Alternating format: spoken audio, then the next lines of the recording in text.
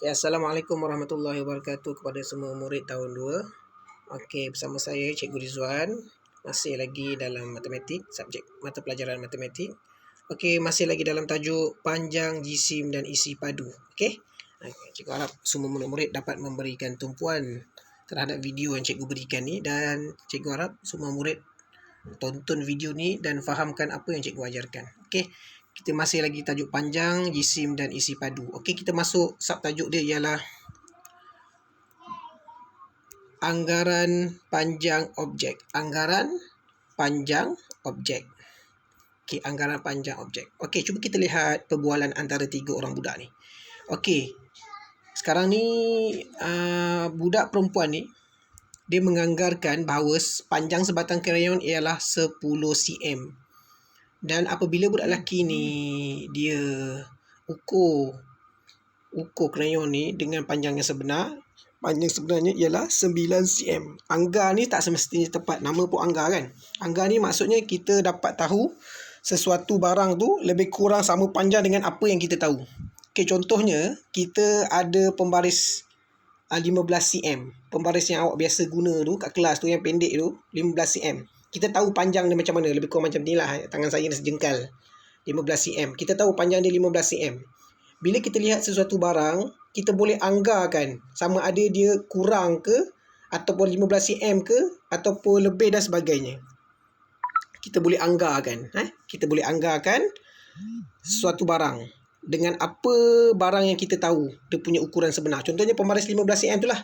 Pembaris 15 cm tu contohnya panjang ni. Okey, apabila kita lihat sesuatu barang, contohnya pensel krayon tadi, dia kata lebih kurang 15 cm tapi dia pendek sikit. Jadi kita boleh anggarkan dia. Mungkin ni 10 cm. Kita anggarkan. Anggarkan ukuran anggaran tu dengan apa yang kita tahu. Okey, apa ukuran yang kita tahu. Okey, contohnya budak ni. Budak yang ni lah, budak lelaki ni, dia cakap panjang berus lukisan ini kurang daripada 20 cm. Panjang berus lukisan ini kurang daripada 20 cm. Kenapa dia cakap macam tu? Sebab dia letakkan pensel krayon tu kat situ. Bila budak yang ni dah ukur 9 cm, dia lihat berus color tu panjang sikit daripada krayon. Warna krayon ni ialah 9 cm. Jadi budak ni anggarkan, dia kata mungkin dalam 20 cm.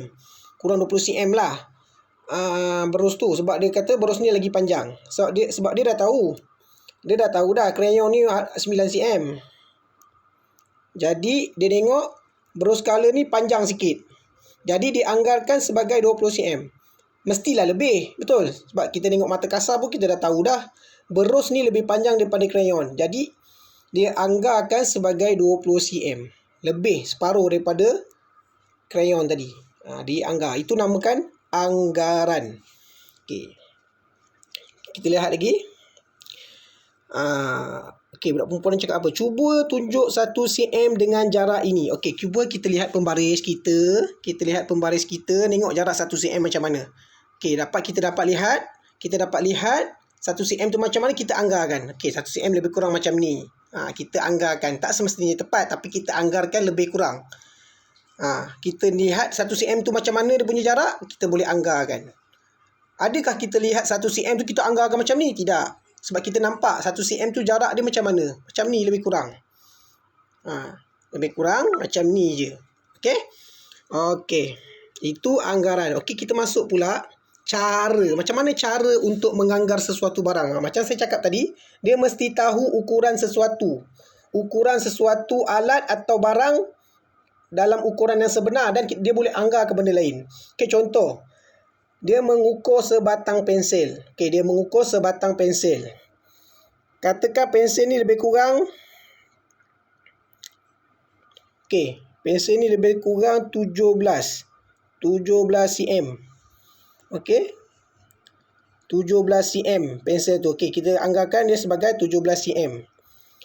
Okey. Ukur panjang sebenar buku tulis. Okey, nombor 2, cara dia ialah gunakan panjang pensel untuk anggarkan panjang buku tulis. Okey, contohnya tadi, kita dah dapat dah ukuran pensel ni sebanyak 20 cm.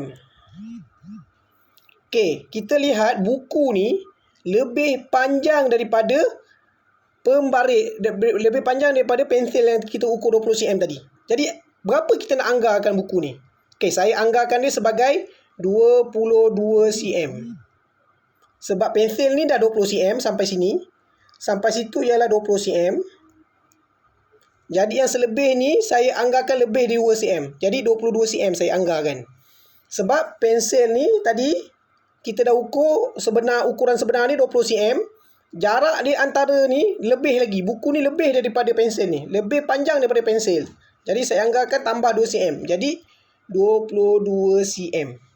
Saya anggarkan sebagai 22 cm. Itu anggaran saya. Sebab kita dah ukur tadi.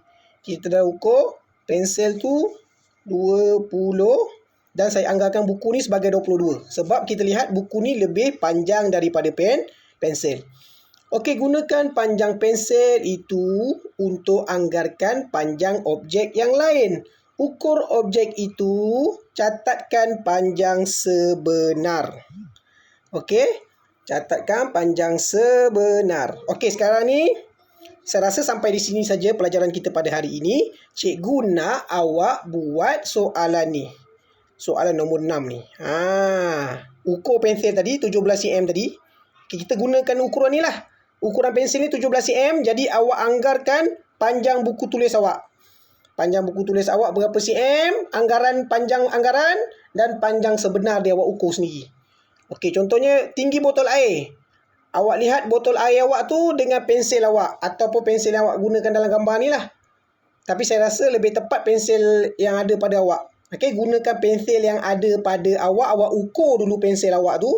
Awak lihat botol air awak tu. Botol air yang kecil tu. 500 ml. Ataupun botol air yang kecil macam-macam. Botol air macam-macam mana pun boleh lah. Asalkan awak boleh anggarkan. Anggarkan. Awak ukur pensil awak. Awak anggarkan panjang buku tulis awak. Awak anggarkan tinggi botol air, panjang jam tangan. Okey. Awak dah letakkan anggaran awak. Lepas tu awak ukur dengan tinggi atau panjang yang sebenar. Okey. Tinggi sebenar. Contohnya awak anggar berapa? Anggaran punya bacaan awak tuliskan dengan sebenar punya bacaan. Okey.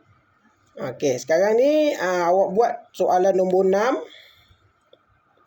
Soalan nombor 6 dan soalan yang semut ni. Yang ni awak anggarkan je. Awak tulis je jawapan anggaran awak. Nanti kat buku tulis awak tu, buku tulis matematik awak tu, awak tulis muka surat 60. Muka surat 60. Okey, kerja sekolah awak muka surat 60. 6 dan soalan yang semut ni.